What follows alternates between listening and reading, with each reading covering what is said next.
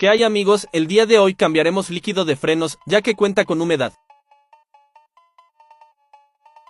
Lo comprobamos con el analizador de líquido de frenos y realizamos la prueba con otro líquido de frenos nuevo, ya que al tener humedad pierde propiedades y genera pedales esponjosos y con el tiempo generar corrosión interna en las líneas de freno.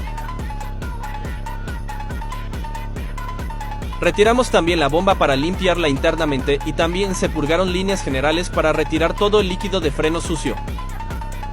Si tienen algunas dudas, escríbanla en los comentarios, síganme y ayúdanos a compartir.